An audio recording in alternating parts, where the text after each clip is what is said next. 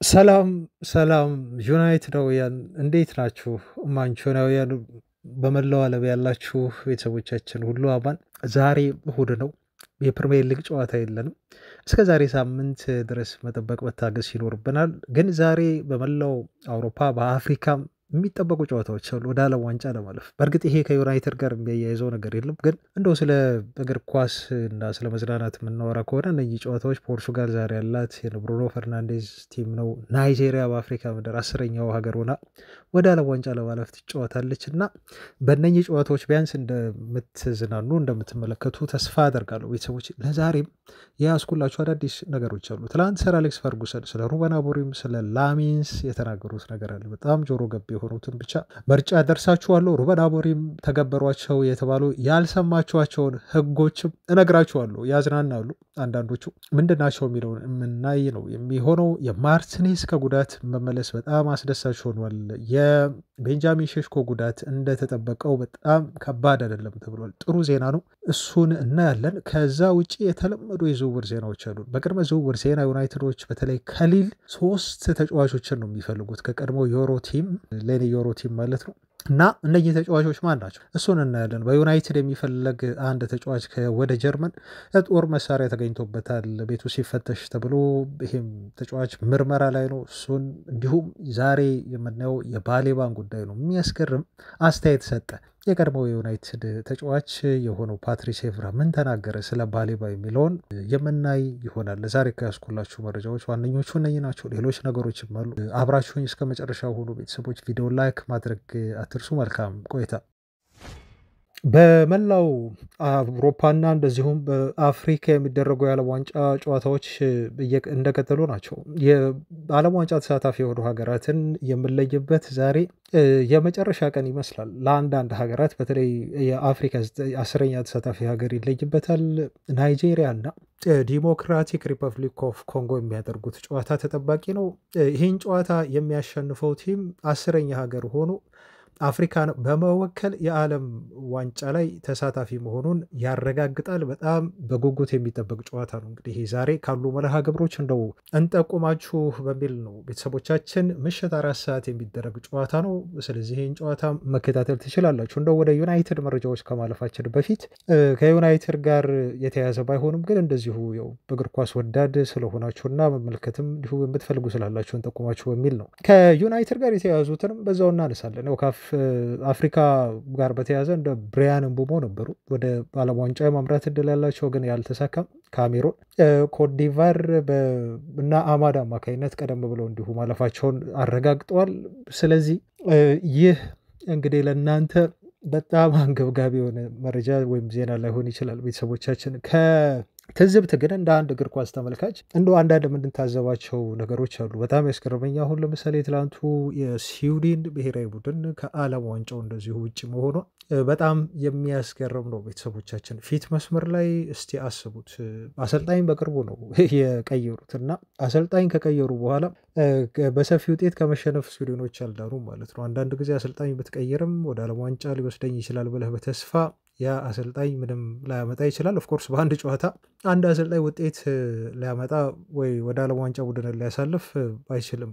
ግን የስዊድኖች ፍጥነት በጣም የሚያስገርም ነው ማለት ነው። እንግዲህ ውጤት ሲበላሽ ከዚህ አሰልጣኝ ጋር በቃ አይሆንም ብለው በተጠናቀቀ ውድድር ቶርናመንቱ ኦልሞስት በቃ የማጣሪያ እኮ ጨዋታው አልቋል እና በዚህ ባለቀ ሰዓት እንኳን ተስፋ ይኖረናል ብለው ተስፋ ሳይቆርጡ አሰልጣኝ ቀጥረው ደግሞ መሸነፋቸው ትላንት በጣም የሚያስገርም መረጃ ሆኗል። እንደው ትላንት ከታዘብኩት ትዝብት አንዱ ይሄ ነው ማለት ነው ቤተሰቦች። እና አስቡት የስዊድን ብሔራዊ ቡድን ደግሞ የሊቨርፑሉን አጥቂ አሌክሳንደርን ኢሳክ ይዟል። ፊት መስመር ላይ የቀድሞ የዩናይትድ ተጫዋች የነበረው ኢላንጋም አለ። የአርሰናሉ አጥቂ የሆነው ቪክተር ጊዮኬሬሽም አለ። እነኝህን 3 ትልልቅ እንደው በፕሪሚየር ሊጉ ያሉ አጥቂዎችን የያዘ ቡድን የዓለም ዋንጫ ማለፍ አቃተው ተብሎ ወይም ወደቀ ከዓለም ዋንጫው ሳይደርስ ቀረ ተብሎ ሲወራ አስቡት እንግዲህ በአንድ መስመር ብቻ ቡድን አይገነባም ብሎ ለመናገር እንኳን አሁን የዩናይትድን ቡድን እንደው ፊት መስመር ላይ በጣም ዩናይትድ ጥሩ ነው። ፊት መስመሩ ጎል ያገባል እና በፊት መስመሩ ብቻ ግን ዩናይትድ የፕሪሚየር ሊግ ዋንጫ ሊያነሳ አይችልም። ይሄ ምንም ጥያቄ የለውም ብለን ነው አይደል አሁን ዩናይትድን የምንተቸው። ምክንያቱም አማካይ ክፍተት አለ ብለን ስለምናስብ ነው። አሁን የስዊድን ብሔራዊ ቡድን ግን የፊት መስመሩ ላይ አሪፍ ልጆች አሉ። እነኚህ በዝውውር መስኮቱ በጣም ከፍተኛ ገንዘብ ወጥቶባቸው ኦልሞስት በቃ ከ200 ሚሊዮን ፓውንድ በላይ ወጥቶባቸው የተዛወሩ ተጫዋቾች ናቸው ከአንድ ክለብ ወደ ሌላ ክለብ። ግን ፊት መስመሩ የስዊድን ምንም የሚረባ ነገር አላደረግም እና የዓለም ዋንጫ ላይ መሳተፍ አልቻሉም። ይሄ አንድ የትዝብቴ ነው ከትላንት ጨዋታዎች። ሌላው የካዛሚሮን ነገር ላንሳ። እንደው ካዛሚሮ የሚያስገርም ብቃት ላይ ነው ያለው። ትላንት የጨዋታው ኮከብ ያስባለውን ምርጥ እንቅስቃሴ ያሳይቷል። ሴኔጋልን የገጠሙት ጨዋታው የወዳጅነት ጨዋታ አይመስልም። ብራዚል በተጫወተችበት ጨዋታ ላይ ሁሉ ፍሬንድሊ ቢሆንም ግን ደጋፊዎች ብዙ ጊዜ ያው ሜዳውን ሞልተው ነው የሚገቡት እና በጣም ደመቅ ያለ ጨዋታ ነበር። በለንደን ነበር በዛ ላይ የተካሄደው ጨዋታው። በዚህ በደመቅ ባለው ጨዋታ ላይ እንደው የወዳጅነት ጨዋታን በማይመስለው ጨዋታ ላይ ነው እንግዲህ ካዛሚሮን በጣም የሚያስገርም ጎል አስቆጠረ ማለት ነው እና ጎሉ የታቀደበት ነው። ስቲቫውና ሮድሪግ የተሳተፉበት ነው። ጎሉ ላይ ቅጣት ምት ነው እንግዲህ የተሰጠው። ያ ቅጣት ምት በቀጥታ ተመቶ ወደ ጎል እንዴት ይቀየራል ተብሎ ሲጠበቅ ነው በልምምድ የመጣ እንደሆነ ታውቃላችሁ። የጎሉን ካዛሚሮን ያስቆጠራት ጎል እና ለተጫዋቹ ሊያቀብሉ ተዘጋጅተው ነበረ። ይሄን የሴኔጋል ብሔራዊ ቡድን ተከላካዮች አላወቁም ወይ ተጫዋቾች አላወቁም። ስለዚህ ካዛሚሮን ኦፍሳይድ ይመስል ነበር፣ ግን ቀደም ብሎ በጣም ጠብቆ ስለሆነ የወጣው በደንብ በልምምድ ያመጡት ነገር ስለሆነ በትክክል ኳሷ ለካዛሚሮን ተላከችለት። ካዛሚሮን ደግሞ በጣም ኮንትሮል አድርጎ ግሩም ጎል አስቆጠረ ማለት ነው እና የተሰራበት ጎል ነው። ያምር ነበር። የኢስቴቫውም ጎል እንዲሁ በጣም ውብ የሆነች ጎል ነበረች እና የብራዚል ብሔራዊ ቡድን እኔ የልጅነቴ ነው ነገራችን ላይ በጣም ነው የምወዳቸው። ከትልቁ ሮናልዶ ጀምሮ ነው የብራዚል ብሔራዊ ቡድን እንደው አድናቂ ነበርኩ። በጣም የምከታተለው ቲም ነበር። ያን የዓለም ዋንጫ ሲያነሱ በጣም አስደናቂ የሆነ ቲም ነበራቸው። አሁን በዛ ደረጃ ባይሆንም ፍቅሬ ግን ስሜቷል የብራዚል ብሔራዊ ቡድን ድባቡ በጣም ደስ ይለኛል እና ይሄ ጨዋታ በተለይ ካዛሚሮን ደግሞ በዚህ ምርጥ ብቃቱ በማየቴ እኔ የዚህ ተጫዋች ምናልባት ዩናይትድ እንደው ጥሩ ደረጃ ይዞ በፕሪሚየር ሊጉ የሚያጠናቀቅ ከሆነ ቤተሰቦች አትጠራጠሩ፣ በካዛሚሮ ምርጥ ብቃት ነው የሚሆን። አሁን ፊት መስመር ላይ ያሉ ተጫዋቾች ጎል ማስቆጠራቸውን እነ ብሪያን ምቡሞ ምናምን ተዉት፣ ግን ለቲሙ ባለው ለቡድኑ ባለው ሚና እና የዩናይትድ ደን የአማካይ ክፍል እንዲሁ ለመቀየር በሚያደርገው ጥረት የዩናይትድ የአማካይ ክፍል ቡድኑን ለመቀየር በሚያደርገው ጥረት የካዛሚሮን ሚና እዚህ ጋር ቡድኑን ለማሻሻል ቀላል አይሆንም። ደረጃችንን ሁሉ ሊወስን ይችላል ብዬ አስባለሁ። የአውሮፓ ተሳትፏችንን ሁሉ ሊወስን የሚችል ብቃት ነው ካዛሚሮ ዘንድሮ ሊያሳየን የሚችለው ማለት ነው። ምክንያቱ ምንድን ነው? እዚህ ብቃት ጫፍ ላይ የደረሰበት ብዙ ምክንያት አለ። እሱን ከዚህ በፊት አውርቻችኋለሁ፣ አልመለስበትም። ለካዛሚሮ ደስ ያለኝ ነገር አንደኛ ተቺዎቹን አፍ ማዘጋቱ ትልቁ ነገር። ምክንያቱም ካራገር ሲተቸው ነበር ታውቃላችሁ። ካራገር እግር ኳስ አንተን ከማቆመው በፊት አንተ ቀድመህ እግር ኳሱን አቁመው የሚል ትችት የሆነ ጊዜ አምና ሰንዝሮበት ነበር። በጣም በተዳከመ ሰዓት የዩናይትድ አማካይ ክፍል በሚተችበት ሰዓት ማለት ነው። አሁን ካራገር እንግዲህ ይቅርታ መጠየቅ ያለበት ጊዜ ነው። እውነተኛ እግር ኳስ አዋቂ ከሆነ ለእንደዚህ አይነት ንግግሩ ይቅርታ እንዲጠይቅ የሚያስገድድ አይነት ብቃት ነው እያሳየ የሚገኘው ማለት ነው እና ለዚህ በጣም ደስተኛ ነኝ። ከኮንትራቱ ጋር የተያዘ ሌሎች ነገሮችን እነሱ ሰከንደሪ የሚመጡ ናቸው። ዩናይትድ ግን ተጠቃሚ መሆኑ ብቻ በጣም የሚያስደስት ነው። ኮንትራቴን አልፈረምም ብሏል፣ መብቱ ነው። ሊያልቀረው ኮንትራቱ 350 ሺህ አልሰጥም ነው ያሉት ዩናይትዶች። እነሱ ኦልሞስት 150 እና ወደ 200 ሺህ ፓውንድ ነው አቀረቡለት የተባለው እንዲያረዝም። እሱ ለመፈረም ፈቃደኛ አይደለም። ለምንድን ነው? ምክንያቱም የሳውዲ ክለቦች አንጃበዋል በዙሪያው።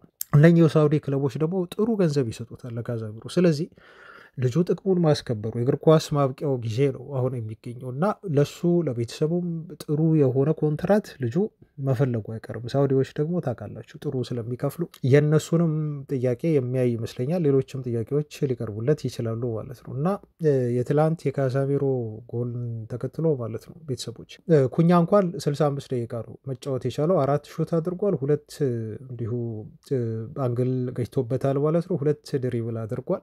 ካዛሚሮ ግን በአጠቃላይ በዚህ ሲዝን ያስቆጠራቸውን ጎሎች 6 አድርሷል ማለት ነው። 6 ጎልና አሲስት አንድ ላይ ማለት ነው። አማካይ ሆኖ ይሄ በጣም ጥሩ ስታት ላይ እንዳለ የሚያሳይ ነው። 33 ዓመቱ መሆኑን አትርሱ።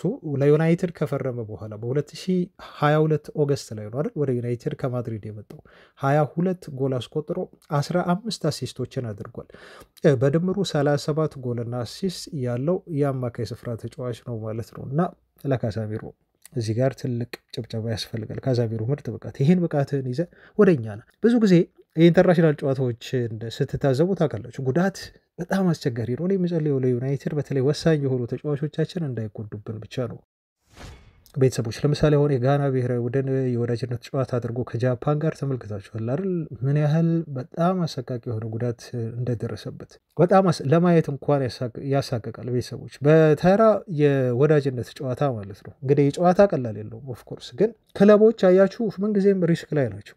ለምሳሌ አርሰናል ተጫዋቾችን ተመልክቶ አሁን ትላንት ማጋሌሽ ተጎዳ በብራዚል ጨዋታ ላይ። ማጋሌሽ ለአርሰናል መጎዳቱ የሚፈጥረውን ክፍተት ተመልከቱ እና ከኢንተርናሽናል ብሬክ በኋላ መጸለይ ያለብን ትልቁ ነገር ተጫዋቾቻችን ከጉዳት ነፃ ሆነው ከተመለሱ ይመለሱ የሚለውን ብቻ ነው ማለት ነው።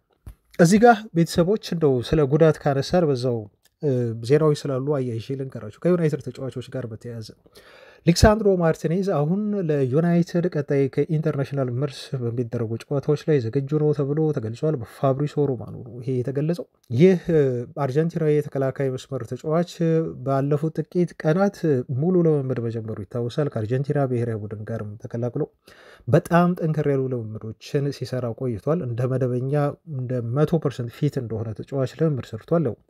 ሜዳ ላይ ገብቶ ባይጫወትም ማለት ነው። ከኢንተርናሽናል ብሬኩ በኋላ ግን ፋብሪሶ ሮማኖ እንዳለው ከሆነ ሊክሳንድሮ ማርቲኔዝ ለሩበን አሞሪም ለሴሌክሽን አቬይለብል ማለት ከፈለገ አሰልጣኙ ሊያሰልፈው ይችላል ማለት ነው። ከስኳድ ውጭም የሆነ አይመስለኝም። ስኳድ ውስጥ ቢያንስ አትሊስት ይካተታል። ይሄ ማለት ቤንች ላይ ማርቲኔዝን ልናየው እንችላለን ማለት ነው። ይሄ ደግሞ ትልቅ ዜና ነው ቤተሰቦች።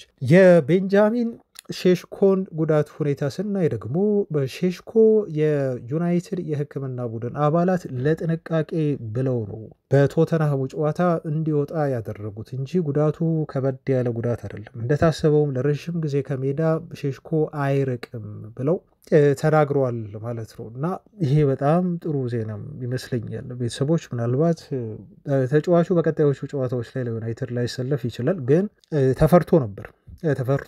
ምስልም ምን ያሳይቻችሁ ነበር። ሲወጣ ከጨዋታው በኋላ እያነከሰ ነበር የወጣው። ታስሮለታል የሆነ ነገር ጉልበቱ ላይ እና ያስፈራ ነበር። ነገር ግን ጨዋታውን መቀጠል አስፈላጊ አልነበረም በወቅቱ። ምክንያቱም የሚቀጥል ከሆነ በዛ ጨዋታ ተጫዋቹ ተጨማሪ ጠንከር ያለ ጉዳት ሊደርስበት ስለሚችል ጥንቃቄ ማድረግ ስላለባቸው ነው የዩናይትድ ዶክተሮች ተጫዋቹን እንዲወጣ ያደረጉት እንጂ በጣም ከባድ ጉዳት አይደለም ተብሎ ተገልጿል። ይሄ ጥሩ ዜና ነው ማለት ነው። ከጉዳት ጋር በተያያዘ የዩናይትድ ሁለት ተጫዋቾች ዜና የሰማ ነው። እንቀጥል ቤተሰቦች፣ መረጃዎቻችን ይቀጥላሉ። እናንተስ ላይክ ማድረጋቸውን አረሳችሁም አይደል? ፋሚሊዎች ላይክ አድርጎ ስለ አንተ ቪዲዮ 600 ላይክ አካባቢ ሰጥታችሁኛል። ቴንኪዩ አመሰግናለሁ ቤተሰቦች። ዛሬ ደግሞ 100 በተጨምሩበት 700 ይሆናል። ብዙ ሰው ያየናል። እናንተ ላይክ ባደረጋችሁ ቁጥር ዩቲዩብ የሚያስበው ወደውታል ብሎ ነው። እያችሁ ወደውታል። ስለዚህ ለሌሎች ሰዎች ደግሞ እስቲ ይሄን ቪዲዮ ላድርስለት ለዚህ ልጅ ወይ ለዚህ ቻናል ባለቤት ይልና ዩቲዩብ ለሌሎች ሰዎችም ይጋብዝልናል ማለት ነው። አልጎሪዝሙ እንደዛ ነው የሚሰራው። እያችሁ ለዛ ነው ላይክ አድርጉ እምላችሁ። ወደ ቀጣይ መረጃዎች እንዲሁ ሳልፍ ትላንት የሰር አሌክስ ፈርጉሰንን እንዲሁ አስተያየት ልንገራችሁ። በተለያየ ጉዳዮች ላይ ነው አስተያየት የሰጠው፣ ግን ለእኛ ይሆናሉ እንደው እናንተ ብታደምጧቸው ያልኳቸውን 2 ወይ 3 ነጥቦች ላንሳ ከፈርጉሰን ንግግርና ወደ ሌሎች መረጃዎች እናልፋለን። ፈርጉሰን ከተጠየቁት ጥያቄ መካከል አንዱ ላሜንስን ጉዳይ ነው። ላሜንስ በነገራችሁ ላይ ትላንት ቤልጅየም 1-1 በሆነ ውጤት ስታጠናቀቅ ቤንች ሆኖ ነበር እና በቋሚነት አልጀመረም፣ ኩርቷ ቢጎዳም ማለት ነው። ኤኒዌይስ ግን አሁን ወደ ሰር አሌክስ ፈርጉሰን ንግግር ስናልፍ ላሜንስ በጣም ጥሩ ግብ ጠባቂ እንደሆነ ተመልክተናል አለ ፈርጉሰን። ብዙ ጨዋታዎችን አላደረግም፣ ምናልባት ያደረገው 3 ወይም 4 የሚጠጉ ጨዋታዎችን ነው። ነገር ግን ልጁ ጥሩ ግብ ጠባቂ እንደሆነ ያስታውቃል እና በጣም ጥሩ ነገር እየሰራ ነው ብሏል ፈርጉሰን። አያችሁ በኦናና እኛ ሳንል ፈርጉሰን ራሱ መሮት ነበር ማለት ነው። ጥሩ ነገር እየሰራ ነው ሲል ላሜንስን በደንብ አድርጎ አድንቆታል። እኛ ብዙ ስላወራንበት በዚህ ጉዳይ እንደው አንመለስም ትላንትም።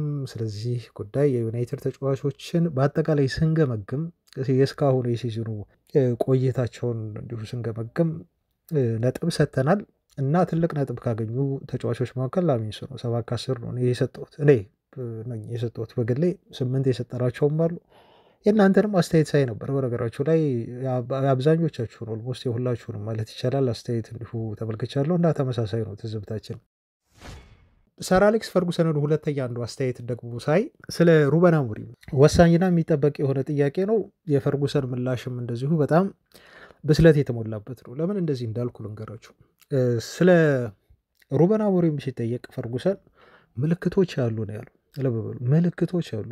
ፈርጉሰን እድሜ ጠገብ ነው፣ ፕላስ ኤክስፒሪየንስ ያለው አሰልጣኝ ነው። አሁን ስለ አሞሪም ብቃት ለማውራት እና አሞሪም በዩናይትድ ቤት ይሳካለታል አይሳካለትም የሚለውን ነገር ለመተንበይ ከፈርጉሰን በላይ እንደው ሰው ያለ አይመስለኝም። ሁሉንም ነገር ያውቀዋል። የዩናይትድን መቀመጫ ሊባረር ሁሉ ከጫፍ ደርሶ ነበር እኮ ፈርጉሰን። ያው ከዚህ በፊት ስላለው ጉዳዩን ታውቃላችሁ። ምን ብሎ ተናገረ ፈርጉሰን? ምልክቶች አሉ፣ መጠንቀቅ ፈልጓል። ምልክቶች አሉ። አሁን ይሄ አሰልጣኝ ተስፋ አደርጋለሁ ምንጊዜም ቢሆን ግን አሰልጣኝነት የሚለካው በምታስመዘግበው ስኬት ነው። ምልክቱ ጥሩ ነው። በጣም ተስፋ ያለው አሰልጣኝ ነው። የሚሳካለት ይመስለኛል። ተስፋ ያለው አሰልጣኝ ነው። አሰልጣኙ ግን ምንጊዜም ቢሆን ይሄንን ማሻሻሉን ከውጤት ጋር እንደዚሁ አብሮ ከውጤት ጋር መሆን መቻል አለበት ሲል ነው ፈርጉሰን የተናገረው ማለት ነው። አያችሁ፣ ምንም ቢሆን ቲም ተሻሽሏል የምንለው አሁንም ዩናይትድ ጥሩ እየተጫወተ ነው። ኦፍኮርስ እናውቃለን። በዚሁ ሲዝኑን ሊጨርስ ይችላል። ቀጣይ ሲዝንም እንደዚሁ ዩናይትድ ይበልጥ ጥሩ ሊጫወት ይችላል። ምክንያቱም ይበልጥ ዝውውሮች እንዲሁ ይኖራሉ።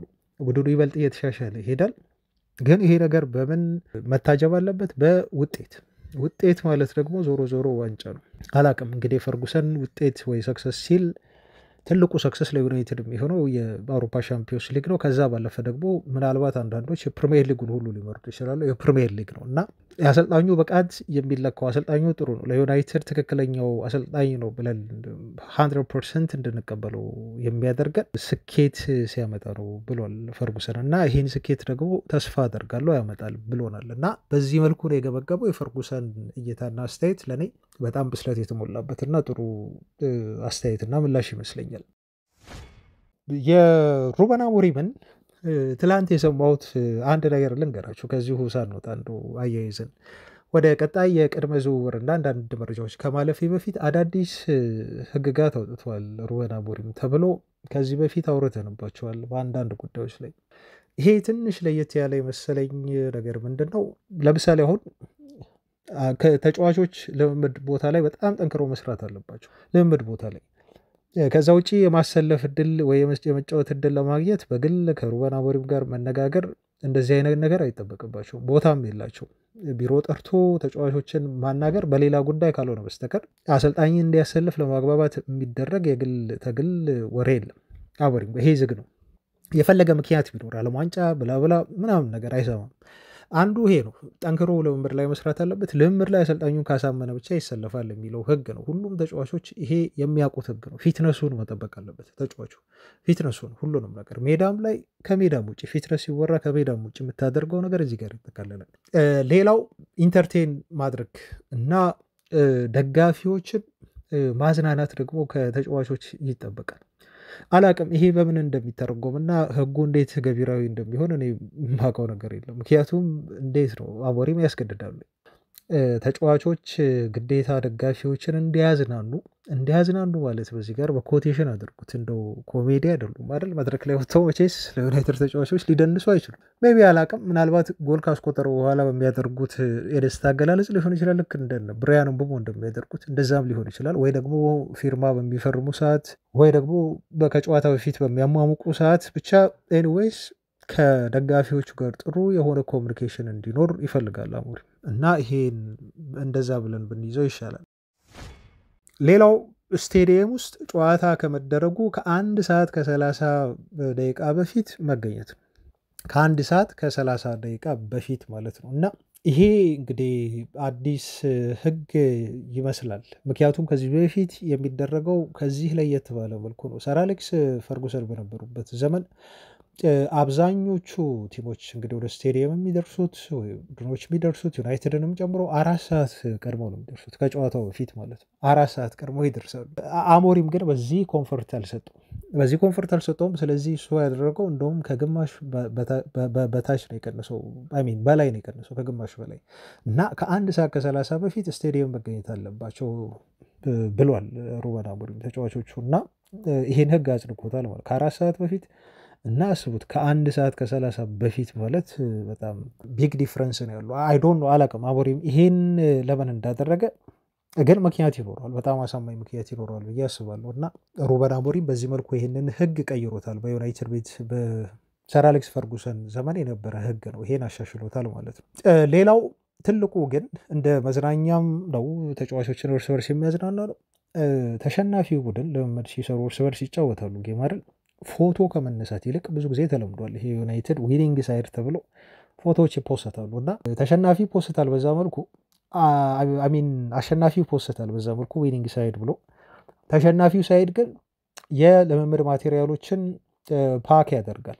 እንግዲህ መሸከምም ካስፈለገ የቡድን መሪ ምናምን አይደለም የሚሸከመው ማለት ነው።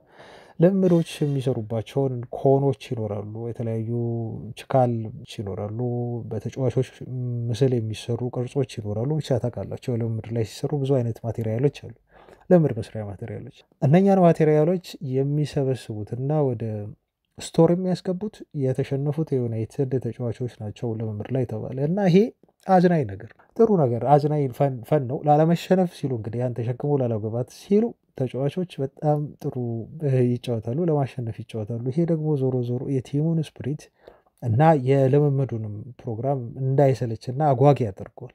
እና ይሄ ስለ አሞሪም ከሰማኋቸው ትላንት ትንሽ ለየት ያሉ ናቸው ላካፍሏችሁ ብዬ ነው፣ ለየት ያሉ ህጎች ከተባሉት። ቀጥለናል ቤተሰቦች። የተለያዩ የቅድመ ዝውውር ዜናዎች አሉ፣ እነሱን ላድረሳችሁ። ከቅድመ ዝውውር ዜናዎቹ በፊት ግን አንድ ያስገረመኝ መረጃ ምንድን ነው፣ ትላንት የወጣ አይ ቲንክ ሰምታችሁት ይሆናል፣ ፋብሪሲዮ ሮማኖም ለጥፎታል። የካሪም አዴሚ ጉዳይ ነው እና ዩናይትድ በጣም አጥብቆ ሲፈልገው ነበር ይሄን ልጅ። እንደውም ወኪሉ ሜንዴዝ እንደሆነና ሜንዴዝ ብዙ ቢዝነሶችን ከዩናይትድ ጋር ፈጽሟል፣ ብዙ ትልቅ ተጫዋቾችን ወደ ዩናይትድ ያመጣ ሰው ነው እና ይህንንም ልጅ ከዶርትመንድ ኮንትራቱ ሊጨርስ ስለሆነ ወደ ዩናይትድ ለመምጣት ጥረት እያደረገ ነው። እንደውም ሳንቾን መልሰው ዩናይትዶች ሳንቾን ከዛ ለዶርትመንድ ሰጥተው ጥር ላይ አዴሚን ወደ እነሱ በውሰት እንኳን ለማምጣት ጥረት ያደርጋሉ ተብሎ ተወርቶ ነበር እና ብዙ ወሬዎች ነበሩ። ብቻ በኋላ ላይ ደግሞ በነ ቤን ጃኮብስ ተስተባበሉ። አዴሚ አሁን ምንድን ነው የተባለው? ቢልድ ጋዜጣ ያወጣው መረጃ ነው እንግዲህ በካሪም አዴሚ ቤት የጦር መሳሪያ ተገኘ አሉ። የጦር መሳሪያ ሲባል ግን ብዙ ጊዜ እንደው የምናስበው እኛ ሀበሾች ወይም ቃሉን የምንጠቀምበት ብዙ ጊዜ እኛ ኢትዮጵያውያን የጦር መሳሪያ ሲባል ያው ወይ ክላሽ ወይ የሆነ የሚተኮስ ነገር ነው፣ ተቀጣጣይ የሆነ ነገር ወይ ፈንጂ ሊሆን ይችላል። ብቻ ምን ለማለት እንደፈለግኩ ታውቃላችሁ። የጦር መሳሪያ እዚህ ኢትዮጵያ ውስጥ የሚሰጠው ስም በጣም ግዙፍ ነው፣ በጣም ለየት ባለው በደንቡ ነው የምናውቀው ማለት ነው እኛ የጦር መሳሪያው። በፈረንጆች ግን ትንሽም ነገር እንደው የጦር መሳሪያ ተብላ ልትፈረጅ ትችላለች። እና አሁን እሱ ተገኘበት የተባለው ነገር ምንድን ነው? መኖሪያ ቤቱ ሲፈተሽ ሌዘር አለ አንድ አሚን ቲሰር የሚባል ቲሰር፣ ይሄ ኤሌክትሪክ ሾክ ዲቫይስ ነው። ይሄ በእጅ ፖሊሶች ሾክ የሚያደርጉበት አይደል አለ አይደል? ያ ዲቫይስ ማለት ነው። አንድ እሱ ነው ሰዎችን ሾክ የሚያደርግ አንድ እሱ ነው። ሁለተኛ ነገር ደግሞ አለች ብረት፣ እንደው ምስሉን ባሳያችሁ እዚህ ዩቲዩብ ላይ ፈቅድ ይችላል እንጂ አንድ መሳሪያ እንደው በእንግሊዝኛ አልጥሮ አማርኛ ስም እንኳን ያለው አይመስለኝም። እና ከንክል ደስተር የምትባል ደግሞ አንድ ሌላ መሳሪያ አለች፣ እቺ ጣት ውስጥ የምትገባ ብረት ናት። እና እነኚህ ሁለት ነገሮች ነው ተገኙበት የተባለው። እንግዲህ ተጨማሪ ነገር ተገኘ አልተባለም። ሌሎች እኛ የምናውቃቸው ከባባድ የተባሉ የሰውን ልጅ ህይወት የሚቀጥፉ ነገሮች ማለት ነው የሚታወቁት ነገሮች እንግዲህ አልተጠቀሱም እዚህ ጋር። እነኚህ አሁን እንደዚህ አይነት አይተሞች በተጫዋቹ መኖሪያ ቤት ክልክል ነው፣ ህጋቸው ነው። እነሱ ጀርመን ውስጥ አንድ ሰው እንደዚህ አይነት ነገሮችን ቤቱ ይዞ መገኘት የለበትም የሚል ህግ አለ። የእሱ ቤት ውስጥ ግን ተገኘ ነው። አሁን ማጠቆመበት ይሄ ነገር ምናምን የሚለው ሌላ ምርመራና ሌላ እንትን የሚፈልግ ነው ማለት ነው። እና ተጨማሪ ነገር ካገኘን እንነግራቸዋለን። ግን ይሄ ትንሽ ያስገርማል። በየቤቱ ሁሉም ሰው እኮ አሁን ቢላ አለው። ይሄ ቢላ ስለት ነገር ነው እንግዲህ የሆነ ነገር ለማብሰል የምትጠቀሙበት ነገር ነው እና እንደዚህ አይነት ጥቃቅን ነገሮች በእነሱ ሕግ በቤት ውስጥ መከልከላቸው በተለይ ኤሌክትሪክ ሾክ የሚያደርገው የሰዎችን ሾክ ለማድረግ የሚጠቅመው ነገር ኦፍኮርስ እሱ ሊያስጠይቅ ይችላል። ለምን እዛ አደረገው ማንን እንደዛ ሊያደርግበት ነው የሚሉ ጥያቄዎች ሊነሱ ይችላሉ። አንዳንድ መሳሪያዎች ግን እንደው ለሆነ ፐርፐዝ ብለን እኛም የሆነ ቤት ታስቀምጣላችሁ ለሆነ ፐርፐዝ ለፈለጋችሁት ሰው ለመጉዳት ሳይሆን ለሆነ ነገር ብላችሁ ልታስቀምጡት ትችላላችሁ። ብቻ ኤኒዌይስ ግን ገርሞኛል። እኔ የጠበኩት መጀመሪያ ከባባድ ነገር ነበር ሳያቸው እንደው አንዳንዶቹን ሁሉ አላውቃቸውም። እኔ አሁን ቻት ጂፒቲ ላይ ገብቼ ነው ስጠይቅ እና ምስሉን እንዲሰጠኝ ሳዘው ቻት ጂፒቲ ምስሉን አሳየኝ ማለት ነው እና ገረመኝ። ሳየው ብቻ ስለገረመኝ ነው። ከዩናይትድም ጋር ስሙ ተያይዞ ስለነበር የዚህ ልጅ ጉዳይ ላንሳ ብዬ ነው። ቤተሰቦች የሌሎች እንግዲው በቀጥታ አሁን ከዝውውር ጋር የተያዙ ጉዳዮችን ስናወራ የዩናይትድ የዝውውር ኢላማ ነው ይለናል ቢልድ ጋዜጣ ነው። እንግዲህ በስፋት ስለ ዩናይትድ ሰሞኑን እየዘገበ ነው። ቢልድ ብራውንን ነው ናትናኤል ብራውን ይባላል የዩናይትድ የዝውውር ራዳር ውስጥ ገብተዋል ይሄ ተጫዋች ሲል የዘገበው 65 ሚሊዮን ዩሮ የመሸጫ ዋጋው ነው ብሎናል። ለፍራንክፈርት ነው የሚጫወተው እና ተጫዋቹ የሚጫወትበት ቦታ የሌፍት ዊንግ ባክ ቦታ ነው እና መጪ ኮከብ እያሉ ከወዲሁ እየጠሩት ነው። በዚህ ሲዝን ባሳየው ምርጥ ብቃት ምክንያት ተጫዋቹ በትልልቅ የአውሮፓ ክለቦች ሁሉ ሳይቀር ራዳራቸው ውስጥ ገብቶ እየተከታተሉት ይገኛል ነው የተባለው። አርሰናል ስሙ ተጠቅሷል። ማንቸስተር ሲቲ ያለ እዚህ ውስጥ ሪያል ማድሪድ ሁሉ ተጠቅሷል ማለት ነው። የአውሮፓ ትላልቆቹ ክለቦች ይፈልጉታል። ይሄ ተጫዋች እንግዲህ ወደ ዩናይትድ እንዲመጣ ካስፈለገ ከፍተኛ የሆነ ገንዘብ በፍራንክፈርት ይጠየቃል ተብሏል። 65 ሚሊዮን ዩሮ ብያቸዋለሁ። ብዙ ጊዜ የጀርመን ክለቦች ደግሞ እንዴት መሸጥ እንዳለባቸው ያውቃሉ ተጫዋችን እና ለአንድ ግራ ዊንግ ባክ ተጫዋች ይሄን ያለ ገንዘብ መጠየቅ ያውም 22 ዓመት ለሞላው ተጫዋች ለሆነው ተጫዋች በጣም ከባድ ነው። ግን እነኚህ ሁሉ ክለቦች ደግሞ ከፈለጉት እኔ ስለ ተጫዋቹ እንደው ካነበብኩት ነው እንጂ በቅርበት አላየሁትም። ግን ከፈለጉት እነኚህ ሁሉ ክለቦች የሆነ ነገር ጥሩ ነገር ቢኖረው ነው ተብሎ ነው እንግዲህ የሚታመነው እና ቼልሲም ሁሉ ይሄን ተጫዋች ለማስፈረም ሊገባ ይችላል ዝውውሩ ላይ ተብሎም ነው የተገለጸው። ቼልሲዎች ኩኩሬያህን ሲያስፈርሙ ከከፈሉበት ገንዘብ በላይ ነው ማለት ነው እንግዲህ እየጠየቁ የሚገኙት ማለት ነው እና ብቻ የዚህ ተጫዋች ፈላጊ ነው ዩናይትድ ተብሏል። ከጀርመን ሌላ የሚፈልጉትም ተጫዋች አለ። እሱም የዛው የቦሩሲያ ዶርትመንድ ተጫዋች የሆነው የካሪም አዴሚ የቡድን አጋር ነው። ይሄ ተጫዋች ጊብራሲ ተብሎ ይጠራል እና ይሄም ልጅ በጃንዋሪ ዝውውር መስኮት ምናልባት ዩናይትድን የመቀላቀል እድል አለው ተብሎ ነው እየጠቀሰ ያለው። በዲን ጆን ሶከር ነው ይሄ ዜና የወጣው። ይሄ የሆነበት ትልቁ ምክንያት ምን መሰላችሁ? ተጫዋቾች አንዳንዴ ትልልቅ ተጫዋቾች ሲፈርሙ ለቡድን ስፔሻል የሆነ ኮንትራት ያስገባሉ። ስፔሻል የሆነ የመልቀቂያ ኮንትራት ምንድን ነው የሚለው እንደ ዩናይትድ ያለ ወይ ሙኒክ ወይ ባርሴሎና ወይ ሪያል ማድሪድ ያለ ክለብ ሲመጣ ትለቁኛላችሁ በሚል የጊዜ ገደብ ሊያስቀምጡ ይችላሉ። ከዚህ ወር እስከዚህ ወር ባለው ጊዜ ውስጥ ጥያቄው ከመጣ በዚህ ያህል ገንዘብ እነኚህ ክለቦች እንዲወስዱኝ ብለው ደግሞ ገንዘቡን ሁሉ ያስቀምጣሉ። የቲሞችን ስም ብቻ አይደለም የሚጠቅሱት እና ዩናይትድ በዚህ በጣም እድለኛ ነው። ሼሽኮም ኮንትራቱ ላይ ያካቶታል። ሌሎችም ትልልቅ ቡድኖች አሁን ይሄን ተጫዋቾች አሁን ታዳጊ ተጫዋቾች ያካትታሉ። እንደዚህ አይነት ነገር ትልቅ ቲም ከመጣ ዩናይትድ ከመጣ ትለቁኛላችሁ ብለው እንደ ዩናይትድን እንደ አንድ ቲም ኮንትራቱ ውስጥ በደንብ አስበውበት ወኪሎች ተዘጋጅተው ያስቀምጣሉ እና ይሄ ልጅ እንደዛ አይነት ኮንትራት አለው። ስለዚህ ዶርትመንዶች አያስገድዱትም ማለት ነው። አያችሁ ይሄ ቃል አግሪመንት አይደለም፣ ጀንትልሜንስ አግሪመንት ሳይሆን ኮንትራቱ ላይ የተጻፈ በትክክል በህግ የተቀመጠ ስምምነት ነው ማለት ነው እና ይሄን ስምምነት ዩናይትድ ተጠቅሞ ምናልባት በጥር የዝውውር መስኮት ላይ በአፍሪካ ዋንጫ ምክንያት እንዳይሳሳበት ዩናይትድ በተለይ ቀኝ ክፍሉ የአጥቂ መስመሩ እንዳይሳሳ ጉራሲን እንደ አማራጭ ሊጠቀመው ይችላል እና ጉራሲን የማስፈረም እድል አላቸው ተብሎ ተገልጿል። በጣም ጥሩ ምርጥ ፎርም ላይ ነው የሚገኘው። በነገራችሁ ላይ 58 ጎልና አሲስት አለው በ65 ጨዋታ። ይሄ ቀላል አይደለም። ዶርትመንድ ደግሞ በዚህ አይታማም። በነገራችሁ ላይ በጣም ምርጥ የአጥቂ መስመር ተጫዋቾችን ያፈራ ቡድን ነው። ሌቫንዶቭስኪ በሉ ከሌቫንዶቭስኪ ጀምራችሁ አሁን በቅርብ እንኳን ኤርሊንግ ብራውት ሃላንድን አውጥቷል። ቀድሞዎቹ ብዙ ተጫዋቾች አሉ እንደሆነ ረሷቸው ይሆናል። ለምሳሌ አሁን ኦስማን ዴምቤሌ ከዛ ነው የወጣው መጀመሪያ። ፕላስ ጀደን ሳንቾ እንደው ዩናይትድ ቤት መጥቶ ነገሮች ሁሉ ተገለባበጡበት። የእግር ኳስ ህይወቱ በተለየ አቅጣጫ ሄደ እንጂ እሱም ሲመጣ በጣም ጥሩ ነበር እና ዶርትመንዶች አሁን ደግሞ ይሄን ልጅ ለመሸጥ ሊገደዱ ይችላሉ ማለት ነው ለዩናይትድ ወይ ለሌሎች ትልቅ ክለቦች። በትላንት ዜናችን ላይ ፋሚሊዎች የዩናይትዱ ክርስቶፈር ቪቭል ምን ያህል አውሮፓን እያሰሱ እንደሆነ ስለሚፈልጓቸው ተጫዋቾች ከስፖርቲንግ ሊዝበን ብለን ከተለያዩ ቦታዎች ኢቨን ከሊል ፈረንሳይን ብለን ጠቅሰን ነበር እና አሰሳቸውን ቀጥሏል። ቀጣዩን ታለንት ለመፈለግ ዩናይትድ እስካሁን አላረፈም፣ ስራ ላይ ነው የሚገኘው። ሁሌም ቢሆን የዝውውር መስኮቱ ሲከፈት እንደው በይፋ ተጫዋች ማስፈረም ይቻላል እንጂ አመቱን ሙሉ ዝውውር እንቅስቃሴ አለ ብለን ብንናገር ማጋነን አይሆንም። ቤተሰቦች እንደው የዝውውር መስኮት መከፈቱ የሚጠቅመው ለማስመዝገብ ነው እንጂ ክለቦች አመቱን ሙሉ ነው የሚሰሩት። ይሄንን ነገር ከዚህ በፊት ተናግረውታል ክሪስ ዊልኮክስ።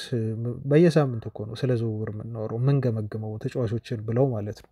ላሜንስን ለማስፈረም አመቱን ሙሉ እንደገመገሙት በየሳምንቱ ሲያወሩበት እንደነበረ ሁሉ ነው የተናገሩት፣ ስታቶችን እያዩ ጨዋታዎችን እየተመለከቱ ማለት ነው። እና አሁንም ዩናይትዶች በተለይ ከፈረንሳይ በተለይ ደግሞ የሌኒ ዮሮ የቀድሞ ክለብ የሆነውን ሊል ተጫዋቾች እያዩ ነው የሚገኙ። 3 ተጫዋቾችን ከዛ ክለብ ይፈልጋሉ። አንደኛ የሚፈልጉት ጀርሚ ጃኩዌት የተባለ ሴንተር ባክ ነው። በነገራችሁ ላይ የዮሮ አጣማሪ ነው። በፈረንሳይ አንደር 21 ቡድን ውስጥ ብሔራዊ ቡድን ውስጥ ከዮሮ ጋር አብሮ ሴንተር ባክ ሆኖ እየተጫወተ ያለ ልጅ ነው። ይሄን ልጅ ይፈልጉታል ተብሏል። ሌላኛው ደግሞ ሲሴ የሚባል ነው። የዘር ግንዳቸው አፍሪካዊ ነው፣ ያስታውቃል። ብዙ ፈረንሳውያን ተጫዋቾች አፍሪካውያን ናቸው ኦፍኮርስ። ይሄም ሲሴ እንደዚሁ ጥቁር ተጫዋች ነው። 8 ቁጥር ቦታ ላይ መጫወት የሚችል ነው። ከዛ ውጭ ደግሞ መሐመድ ከድር ሚቴ ተብሎ የሚጠራ ልጅ በ9 ቁጥር ቦታ የሚጫወት ወይም ስትራይከር ነው ማለት ነው። ስለዚህ ተከላካይ፣ አማካይና አጥቂ ከአንድ ክለብ ከሊል ክለብ ለማስፈረም ዩናይትዶች 3ቱን ልጆች በጣም በቅርበት የተከታተሏቸው ይገኛሉ ተብሎ ነው እንግዲህ የተጠቀሰው ማለት ነው። እና ሊል እውነት ነው ትልልቅ ተጫዋቾችን ያፈራሉ። ይህን ለመናገር ዮሮን ብቻ ማየት በቂ ነው። ዮሮን ሌሎችም ብዙ ያፈሯቸው ትልልቅ ተጫዋቾች ይገኛሉ በተለያዩ ክለቦች የሚጫወቱ። እነኚህ 3 መጪ ከዋክብት በዩናይትድ አይን ስር ያሉ ዩናይትድ እየተከታተላቸው የሚገኙ ናቸው ተብሎ ተነግሯል። ወደ ትልልቆቹ የዝውውር ዜናዎችን እንለፍ። የተለመደው የአማካይ ዜና ነው። እንግዲህ ብዙ ጊዜ ቀን በቀን መደርሳችሁ መረጃ ነው የአማካዩ ክፍል። ዩናይትድ አሁን ስለ አማካይ ክፍል እንደው ዝውውር ሲነሳ ዩናይትድ ጥር ዝውውር መስኮት ላይ ነው ተጫዋቾችን ለማስፈረም እያገደ ያሉ። ጥር ላይ ቤተሰቦች፣ ጥር ላይ ግን ምንድን ነው እዚህ ጋር አሁን የምነግራችሁ አንድ ነገር አለ። ጥር ላይ 2 ተጫዋች ማስፈረም ይፈልጋሉ። 2 ሲባል ትልልቅ አማካዮችን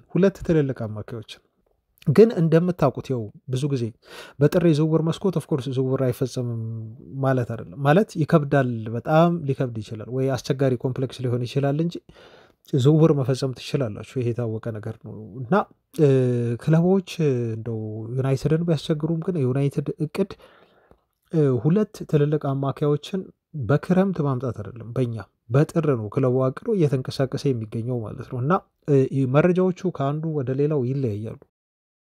አንዳንድ ቦታ ባሌባና ስቲለርን ይላሉ፣ አንዳንዶቹ ኤሊዮት አንደርሰንን እና እንደዚሁ ባሌባን የሚሉ አሉ። ብቻ ኤኒዌይስ ግን በእነኚህ ተጫዋቾች ሰርኩሌት ነው የሚያደርገው፣ ይሽከረከራል እንጂ ብዙ ጊዜ እነኚህ ተጫዋቾች ናቸው ስማቸው ከዩናይትድ ጋር እየተነሳ የሚገኘው ማለት ነው። እና አሁን ምንድን ነው አዲሱ ነገር መንጌ ካላችሁኝ ቤተሰቦች፣ ዩናይትዶች አሁን የያዙት እቅድ በቀጣይ ጥር የዝውውር መስኮት 2 ትልልቅ ስም ያላቸው ነው። ይሄ ስቶፕ ጋፕ አይነት ፈራሚ አይደለም፣ ጊዜያዊ ፈራሚ አይደለም። ትልልቅ ስም ያላቸውን አማካዮች ለማምጣት ባጀቱም አላቸው። እየሄዱ ያሉበትን መንገድ በዚህ ነው፣ እንደዚህ ነው ለማዛወር ጥረት የሚያደርጉት ተብሎ የተገለጸው። እና ካርሎስ ባሌባን አሁንም ስቲል ይፈልጉታል የምናምናቸው የዜና ምንጮች እየገለጹልን ነው። ቤን ጃኮብስን ጨምሮ አሁንም ስቲል ካርሎስ ባሌባ ልቡ ለዩናይትድ ተሰጥቶ ነው የሚገኘው ልጁ።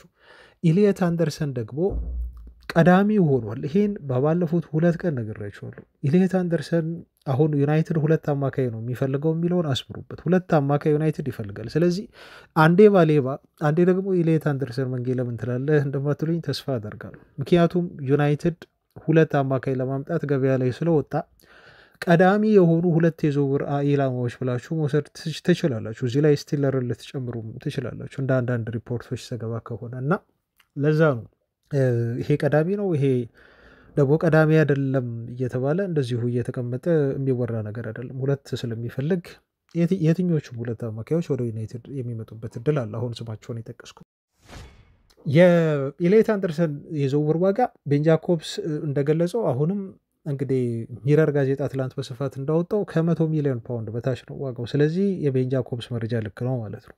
ተጫዋቹ 100 ሚሊዮን ፓውንድ የሚያወጣ አይደለም። ዩናይትድም ያን ያክል ገንዘብ አይከፍልም ለዚህ ተጫዋች ዝውውር ብሎናል።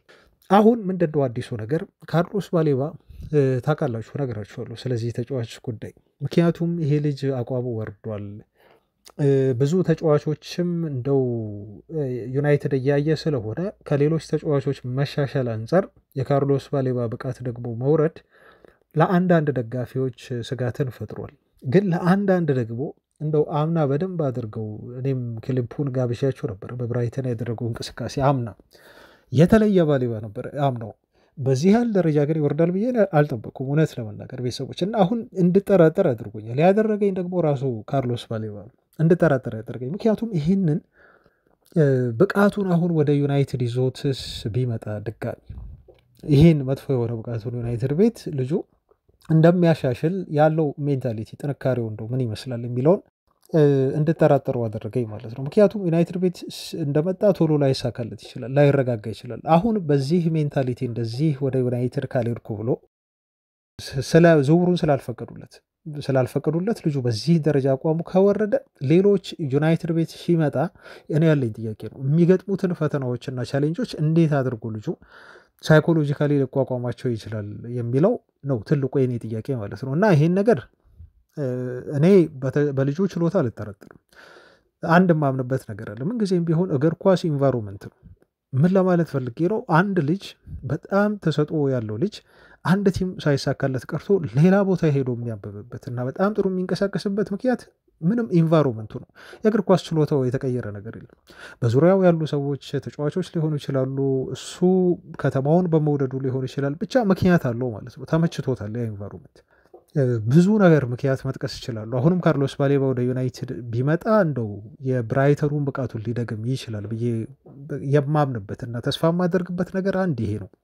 ምክንያቱም የሚፈልገው ክለብ ጋር መጥቶ በሚፈልጋቸው ተጫዋቾች እየተከበበ እየተጫወተ ጥሩ ብቃት ባላቸው ከብራይተን በተሻለ አሁን ዩናይትድ እየተጫወተም እያስፈረመም ስለሆነ ማለት ነው ልጆችን እና ይሄን ስለማስብ ልጁ አሁንም ቢመጣ ሊሻሻል ይችላል ብዬ እገምታለሁ። ግን ብራይተኖች እየጠየቁ ባሉት ዋጋና ደግሞ እያካበዱ ባለበት መንገድ ደግሞ ልጁ መጥቶ ወደ ዩናይትድ እንደው ፊርማውን አድሮ ከሱ ብዙ ነው የምንጠብቀው። እንደው መቼስ 120 እያሉ ዩናይትድ ያን ያህል ገንዘብ ይከፍላል ብዬ አላስብም። እኔ ስትራቴጂም ነው ብዬ አላስብም። ልጁ በዚህ አቋሙ እየወረደ በየጨዋታዎቹ 6 ምናምን ሬቲንግ እየተሰጠው 7 እንኳን አልገባም በዚህ ሲዝን። በጣም የሚያስገርማችሁ 7 ሬቲንግ አላገኝም። አሁን ካዛሜሮ 7 እኮ ለካዛሜሮን ተራ ሆኗል። በየጨዋታው 77 ሬቲንግ ነው እያገኘ የሚመጣው። 8 ሁሉ ይገባል አሁን ካዛሜሮ አይደል። ባሌባ ግን 6 ምናምን ነው። አሁን ከፍተኛው እንኳን የካርሎስ ባሌባ 6.8 ምናምን መሰለኝ ሬቲንጉ። ይሄ አስደንጋጭ ነው፣ ዋርኒንግ ነው በነገራችሁ ላይ። ዩናይትድ እና ተጫዋቹ እንደው በውስጥ አውርተው በጣም በሚስጥር የያዙት ስትራቴጂ እንደሆነ እጠረጥራለሁ። ለምንድን ነው የምጠረጥረው? ምክንያቱም ልጁ በአምናው ብቃት የሚጫወት ከሆነ እመኑኝ ብራይተኖች 150 ይላሉ፣ በእርግጠኝነት 150 ሚሊዮን ፓውንድ ይላሉ። በአምና ብቃቱ የሚቀጥል ከሆነ ልጁ የፍላጎት መውረድ አለ። ልጁ በአምናው ፍላጎት አይደለም እየተጫወተ የሚገኘው። ምክንያቱም ታውቃላችሁ ከዚህ በፊት ብዙ ስላወራን እዛ የሚያገኘው 20,000 ፓውንድ መሰለኝ፣ አይ ቲንክ 20,000 12,000 ፓውንድ ካልተሳሳትኩ፣ አሁን ይጨምሩለት አላውቅም። ዩናይትድ 120 ይሰጠዋል በቀላሉ። ልጁ ደሞዙን እኮ ኦልሞስት ወደ 15 እጥፍ ነው የሚያሳድገው ማለት ነው። ወደ ዩናይትድ ቢመጣ ስንት የሚረዳቸው ቤተሰቦች አሉ፣ አፍሪካውያን ናቸው፣ ደሃ ናቸው። እንግዲህ አስቡት፣ እሱም በድህነት ያደገ ልጅ ነው። አፍሪካዊ ስለሆነ ሁሉም ብዛት አፍሪካዊ እንግዲህ በድህነት ነው የሚያድገው። በተለይ የብዙ እግር ኳስ ተጫዋቾች ህይወት እንደዚህ ነው። በጣም የሀብታም ልጅ ነው። እንደው አንዳንድ ሊኖር ይችላል፣ እሱን እንደው ይሄን በደፈናው መናገር አልችልም። እና አንዳንድ የሀብታም ልጆች ይኖራሉ፣ እንደው ጥሩ አቅም ጥሩ ቤተሰብ ያላቸው ልጆች እግር ኳስን ስለሚወዱ ተጫውተው ስኬታማ ሊሆኑ ይችላሉ። ግን ብዛት በጣም በብዛት ከብራዚል ብታየው በተለይ ከአፍሪካ ብታየው የድሃ ልጆች ናቸው። የብዙ ተጫዋቾችን ስቶሪ ሰምተናል። የብዙ ተጫዋቾችን የአንቶኒን ስቶሪ እዩ። ትምህርት ቤት ሄዶ ሲመጣ እኮ የሚመገበው ምግብ ሁሉ የለውም። የሮሜዮ ሉካኮን ታሪክ ስቡ እስቲ ቤተሰቦቻችን። የሮሜዮ ሉካኮ ታሪክ እኮ አሁን ልጁ ትምህርት ቤት ሄዶ መጥቶ እንደው ወተት አለ የለም ብሎ እኮ የሚጨነቅ ልጅ ነው። ቤት ምን በልቼ ምን ልጠጣ? አባትየው እኮ ከጎረቤት ሱቅ ሄዶ ታሪኩን ከሰማችሁት ቤተሰቦቻችን ዳቦ በብድር ነበረ ሲወስድለት የነበረው የሉካኮ አባት ማለት ነው። ቤተሰቦቹ በዚህ ችግር ያደጉ ናቸው አብዛኞቹ ተጫዋቾች። ባሌባ ከዛ አይወጣም። አሁን የባሌባ ነገር ነው ይሄ ነው የሰራ። ባሌባ ከእንደዚህ አይነት ፋሚሊ የተቸገረ እንደው እሱ ባይቸገር እንኳን ቤተሰቦቹ የተቸገሩ በዙሪያው የተቸገሩ ሰዎች መኖራቸው እርግጥ ነው። ስለዚህ የዩናይትድ እድል እንዲያመልጠው አይፈልግም እና ማኩረፉ ልጁ በብቃቱ እና በሙሉ ቀልቡ አለመጫወቱ እኔ አይገርምኝም ማለት ነው። እና አንዱ በባሌባም ተስፋ እንዳልቆርጥ የሚያደርገኝ ነገር ወደ ዩናይትድ ቢመጣ ሊሳካለት ይችላል ብዬ እንዳስብ የሚያደርገኝ ነገር ይሄ ነው ብቻ ኤኒዌይስ አሁን ይሄን እዚህ ላይ እንተውና የልጁ የዩናይትድ ዝውውርን በተመለከተ ፓትሪስ ኤቭራ አስተያየት ሰጥቷል። ፓትሪስ ኤቭራ እንደዚህ ሲል ነው የተናገረው። ምን አለ ኤቭራ? ሰዎች ይስቃሉ አለ። ሰዎች ዩናይትድ ባሌባን አሁንም እየፈለገው ነው፣ አሁንም ዩናይትድ ባሌባን ለማስፈረም ጥረት እያደረገ ነው የሚለውን ዜና ሲሰሙ ብዙ ሰዎች በዩናይትድ ሰዎች ይስቃሉ አለ። ነገር ግን ልብ ብላችሁ ማሰብ አለባችሁ፣ በደንብ አድርጋችሁ ይሄን ነገር አስተውሉ።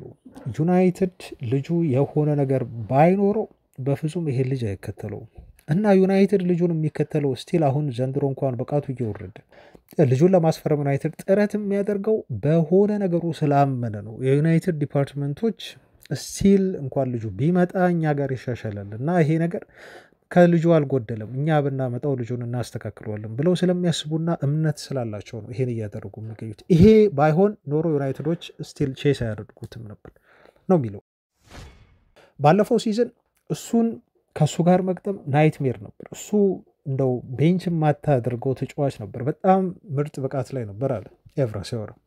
ባለፈው ሲዝን ይሄ ተጫዋች ከኢሊየት አንደርሰን ከዋርተን የበለጠ በፕሪሚየር ሊጉ ምርጥ እንቅስቃሴ ካሳዩ አማካዮች መካከል ቀዳሚው ነበር። ከሁለቱ ተጫዋቾች በላይ ነው ያለው ኤቭራ። እውነቱን ነው ደግሞ አምና በጣም ምርጥ ነበር እና አሁን ኢኔዮሶች ይሄን ልጅ ለማስፈረም ጥረት እያደረጉ የሚገኙት ወይም ዩናይትዶች ጥረት እያደረጉ የሚገኙት አምና ባሳየው ብቃት ምክንያት ነው።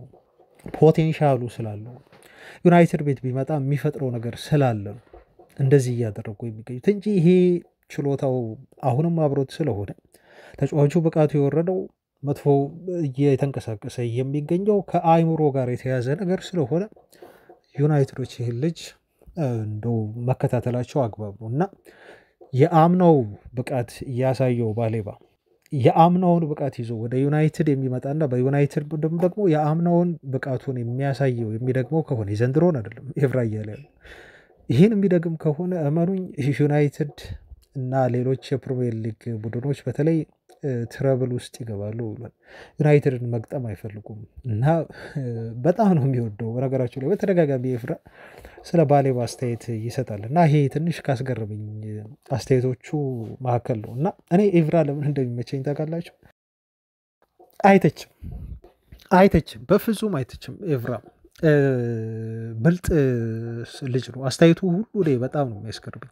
ከዚህ በፊት ሳወራ ስለ ቀድሞ የዩናይትድ ሌጀንድ ተጫዋቾች እንደው አሁንስ እነኚህ ሰዎች ናቸው ዩናይትድ እንዳይረጋጋ ተጫዋቾች እንዳይረጋጉ የሚያደርጉት እያልኩ የሼሽኮን ጉዳይ እያነሳው ለሚዲያው አጋልጠው የሚሰጡ አስቡት። ሲሆን ስለ ሼሽኮ ሰዎች ጥሩ እንደሆነ ተስፋ እንዳለውና ጥሩ ነገሩን እያዩ ነበር ሲያወሩ የነበሩት። ጋሪ ኔቭል ያችን ከተናገረ በኋላ ግን ልጁ አሁን መጥፎ እንትን ውስጥ ነው የገባው። አይምሮ ራሱ ዝግጁ አይደለም ልጁ። አይታችሁ ከሆነ በቶተናሙ ጨዋታ በጣም 2 ንጹህ ኳሶች እንደው ማስቆጠር የነበረበትን ኳሶች ነው ልጁ ሳያስቆጥራቸው የቀረው። ያመከናቸው ሬዲ አይደለም፣ ሻርፕ አልነበረም ታውቃላችሁ። እና ይሄ ያመጣበት ትችት ነው። ትችት በራስ እንዳይተማመን ያደርጋል። አያችሁ። ስለዚህ ጋሪ ኔቭል ለሚዲያ አሳልፎ ሰጠው፣ ለሌሎች ጋዜጦች እንዲቦጭቁት አሳልፎ ሰጠ። ልጁ ደግሞ መስማቱ አይቀርም፣ ተጫዋች ነው ያለ ያነባል። እንደዚህ ሳይኮ ይጎዳል ማለት ነው። በጣም ጠንካራ መሆን አለበት። ገና ልጅ ነው፣ ገና ታለንት ያለው ልጅ ነው። እሱን አውጥቶ ሚዲያ ላይ በዚህ መልኩ መተቸት እንደሚሰማ ጋሪ ኔቭል ብዙ ሰዎች እንደሚቀባበሉት እያወቀ ማውራት ይሄ እኔ ምንድን ነው ለቃሉ እንደው ይቅርታ ያድርጉልኝና ቤተሰቦች ይሄ ዥልጥነት ነው። አንተ ካበላህ ቲም አብሮ ለዚህ ካበቃህ ቡድን አንድን ክለብ ለዚህ ያደረሰን ክለብ ተጫዋች በዚህ ደረጃ መንቀፍና መውቀስ ግሬት ሼም ለኔ ማለት ነው። ይሄ አራድነት አይደለም፣ ለኔ አራድነት አይደለም። ለዛ ነው ጋሪ ኔቭል እንደው ፋራ ነው የምላችሁ ቤተሰቦች። ይቅርታ አድርጉ የምትወዱት ቤተሰቦች ካላችሁ ኢትስ ኦኬ። እኔ ያየሁበት አንግል ግን አንዳንዶች የምትረዱኝ ይመስለኛል። በደንብ ትረዱኛላችሁ ብዬ ተስፋ አደርጋለሁ። በቃ እናንተ ከወጣችሁበት ለእናንተ ውለታ ከዋለላችሁ ክለብ አይደረግም፣ እንደዚህ አይወራም። ይሄ አግባብ አይደለም። በፈጣሪም እኮ ህግ እንደ ጓደኛችሁን ወይም ለእናንተ ውለታ ነው የዋለላችሁን ሰው አክብሩ ነው፣ ሚስጥሩን ጠብቁለት አይደል እንደሚለው ጓደኞቻችሁን ወይ እንደናንተ ይላሉ። ምክንያቱም ብዙ ነገር አሳልፋችኋል፣ ከጓደኞቻችሁ ጋር አሳልፋችሁ አትሰጡም። በችግሩ ጊዜ አብራችሁ ናችሁ እና ዩናይትድ ለሱ ማለት እንደ ቤቱ ነው። በቃ ቤተሰብ በሉት ወይ ፋሚሊ ጓደኛ። ዩናይትድ እንዴት ስለ ዩናይትድ ወጥተህ አልተረጋጋም? ይሄ ልጅ አይችልም 70 እንዴት ይወጣበታል ብለህ ገና የ22 ዓመት ልጅ ለሚዲያ ያውም ስለ ዩናይትድ ትንሽ ነገር በሚፈልግበት ሚዲያ አጋልጠህ እንደዚህ ታወራለህ፣ አሳልፈህ ትሰጠዋለህ። ጂሚ ካራገርን አያይም እንዴት የሊቨርፑል ያሁሉ ሚሊዮን ፓውንድ ፈሶባቸው የወጡ ተጫዋቾች እነ ኢዛክ እነ ፍሎረን ዊትስ እነ ኪርኬዝ ስለ እነሱ አንድ ትንፍሽ እኮ አይልም። ገና ናቸው አልተላመዱም ይላቸዋል። ሊጉን አልለመድም ፍሎረን ዊትስ እያለ ይነግራቸዋል። ሊጉን አልለመድም ገና ነው። ይከላከልላቸዋል። ጂሚ ካራገር ይሄ አራድነት ነው። ይመቸው ካራገር። አያችሁ የቀድሞ ቲሙን ተጫዋቾች አጋልጦ አይሰጥም ለሚዲያ። እንዴ ኔቭል እኮ ምን ላወራ እኮ ነው የሚለው ኔቭል። እንደው ስኮልስን እንኳን በኔቭል ደረጃ አልወስደውም። እሱም አንዳንዴ ሀርሽ ይሆናል። ሮይኪንም በተመሳሳይ ሀርሽ ናቸው። በጣም ከባድ ናቸው ተጫዋቾች ላይ ማለት ነው። ከባድ እና እነሱን መስማት ለዩናይትድ ተጫዋቾች እንደው አእምሯቸውን መበረዝ ነው። መስማትም እንደው የለባቸውም፣ ብሎክ ማድረግ አለባቸው። እንደውም አንዳንዶች እነኚህን ተጫዋቾች ማግለል አለበት ዩናይትድ፣ ከክለቡ ማራቅ፣ እነሱን እንደው መጥራት ራሱ በአንዳንድ ነገሮች መጋበዝ የለበትም ብለው ይላሉ። ይህን ስል ሁሉንም ማለት አይደለም። አሁን የጠቀስኩላችሁ ስሞች ሲናገሩ ትንሽ ቃሎቻቸው ጠንከር ይላሉ፣ ለክለቡ አይሰሱም። ኤቭራ ግን ደስ ይለኛል። ቅድም በነገርኳችሁ ምክንያቶች፣ ከዚህ በፊት በሰጣቸው አስተያየቶች፣ የሚሰጣቸው አስተያየቶች ደግሞ በጣም በሳል ናቸው። ጆሮ ገብ የሆኑ የምታደምጧቸው ናቸው። ትችቶች አይደሉም፣ የሚያበረታቱ ናቸው። እና ኤቭራ ይመቸው ለማለት ፈልጌ ነው ቤተሰቦቼ። ለማንኛውም ከካርሎስ ባሌባ ዝውውር ጋር በተያያዘ ያለው መረጃ ይህን ይመስላል። በጣም ላረዝምባችሁ ነው ከዚህ በላይ ካወራሁ ቤተሰቦቼ። የሆነ ነገር ከጀመርኩኝ እንደው ዝም ብዬ መቀጠል ነው እና በቃ ይብቃኝ። እዚህ ጋር እናብቃለን ዛሬ። ነገ አዳዲስ ነገር ተጨማሪ ነገር ይዤላችሁ እመጣለሁ። ይሄንንም ጉዳይ ወይ ሌሎችም ጉዳዮች ካሉ እነሱንም አክዬ ዛሬም የዓለም ዋንጫ ማጣሪያ ጨዋታዎች አሉ፣ እነሱም አሉ እየተከታተላችሁ ስለ እነሱም የምናወራ ይሆናል። መልካም እሁድ ባይ